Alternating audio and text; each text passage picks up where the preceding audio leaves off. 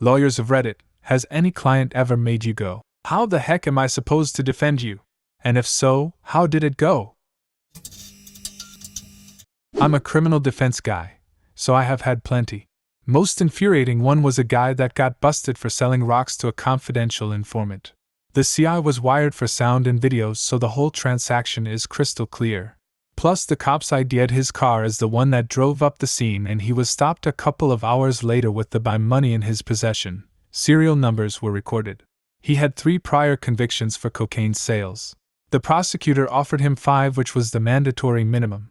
He absolutely declined to even consider a plea, insisted on a jury trial, insisted on taking the stand and telling a ridiculous story about how it wasn't him in the video. There wasn't any doubt. I felt like Lionel Hutz trying to string together a closing argument with a straight face. He got 20 years. It took me until he had 3 prior convictions for cocaine sales to realize this person wasn't selling literal rocks.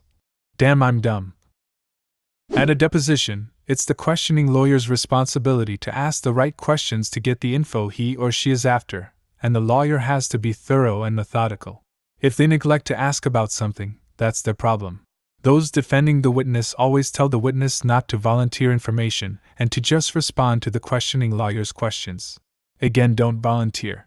I had a witness come in, and we went through the whole preparation meeting where I gave her all the instructions and told her not to volunteer. Again, don't volunteer. I asked if she's reviewed anything to prepare. Nope, so that's good. You have to disclose things you've reviewed. We go through the deposition, and she does fine. Questioning lawyer is done, he's packing up his stuff, the court reporter is packing up her stuff, and the lawyer is walking toward the door. Witness says, "Did you want to see this?" and pulls out a stack of books that no one had ever asked about, she hadn't told me about, and which contained stuff that the other side was able to use. Fucking dumbass. My friend's mom was a defense lawyer for a hospital. Her job was to represent doctors accused of malpractice or anything relating to doctor-patient interaction. I forget all of the details, but she had one case where a female patient had accused a male doctor of sexual assault. The claim was that the doctor groped the patient several times during a procedure. Allegedly, the doctor had been coached to say that during a routine procedure, it's possible that he had inadvertently brushed up against the patient's chest, and that if it happened, it was an unintentional consequence of following standard procedures. So they get to the deposition, and I guess the first question the doctor gets is something along the lines of, "Walk me through what happened," and the doctor says, "I don't know what you want me to say, man. I'm a tit guy. Always have been." They settled. And meanwhile, I worked under a doctor who was accused of sexual harassment during a spinal tap because he pressed his knuckles into her back before inserting the needle, and for some reason her mind thought that it was his dick.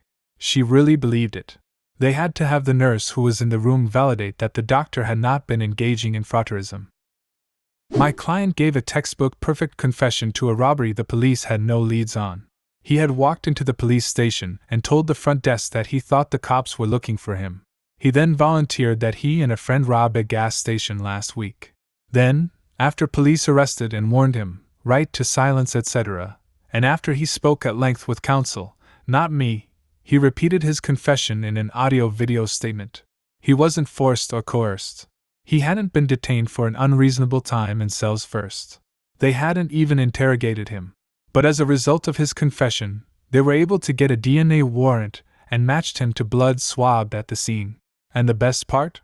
The police had no idea beforehand that it was him. My client and his friend had covered part of their faces. The surveillance video was horrible quality, and they had bear sprayed the store clerk, a 16-year-old kid, immediately upon entering, so the kid hadn't been able to provide the police with as description beyond 2 males. And since he had no criminal record, he wasn't in the DNA database from previous crimes. He had just heard a rumor that police were investigating, and assumed they knew it was him. I had to laugh when I got the police report and read all of this. I then focused on securing him as fair plea deal because he had no chance at an acquittal. Did you ever find out why he volunteered like that?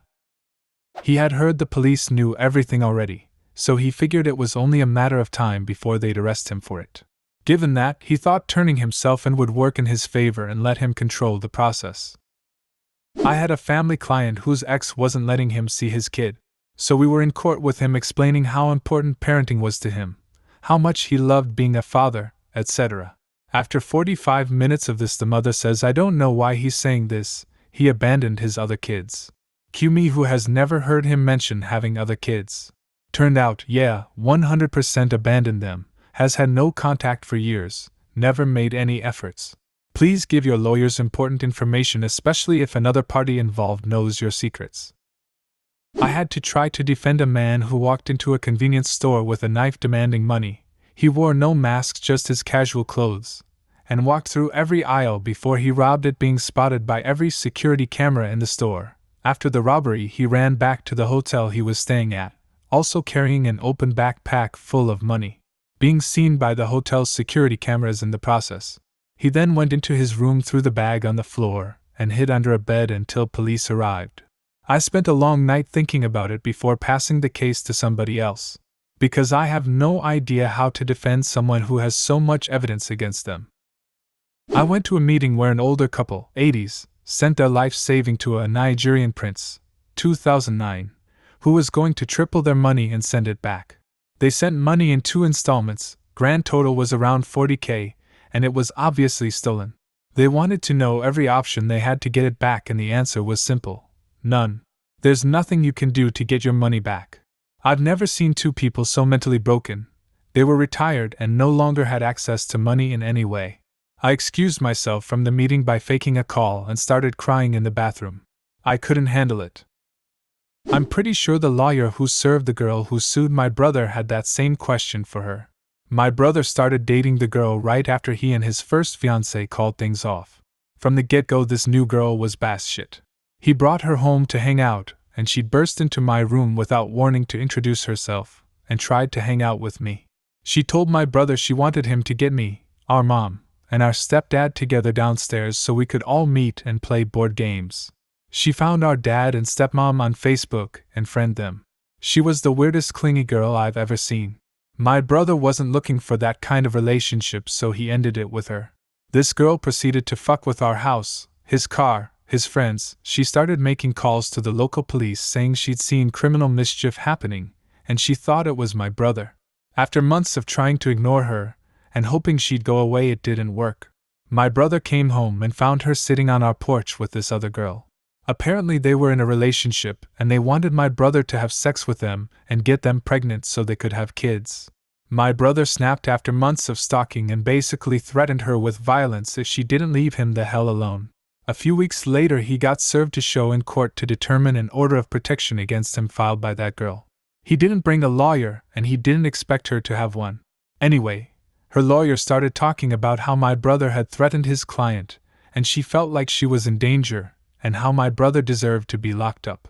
She also tried to have him banned from being near the local elementary schools, for reasons unknown to us. My brother was entitled to call witnesses, so he called our mother, me, our stepdad, and the 3 friends. Each of us detailed the months of stalking and property destruction. Then my brother presented the photos he had of everything she'd done, the screenshots of messages sent to him, to me, to our relatives, on cell phone and social media. Based on the look on her lawyer's face, she hadn't mentioned, and had probably lied about it, she'd instigated everything. My brother was given an order of protection against her, that she ended up breaking a few weeks later. She moved away after she was released from county jail, and last I heard she sells her body for drugs and money. I'm a paralegal, although I'm in IT now, but previously I was in other areas. Well, in court, the case before ours at the time was for theft, and was going on much longer than it should have. Defense lawyer calls for a motion to dismiss, claiming lack of evidence. Judge says he will entertain said motion after lunch, hits gavel, says court will reconvene at 1 p.m., court dismissed. Defendant stands up and says real loudly, "Told you I could get away with stealing that shit." He thought his case had been dismissed. This isn't my story, but is just too perfect to not mention when one of these threads comes up. So we are at a bail hearing for the client, an older guy in his 70s accused of sexually assaulting his granddaughter who is in her teens. We are just wrapping up, have made all our arguments that the client is an upstanding member of the local immigrant community, no priors, ECT, and the judge has granted bail with a reasonable bond.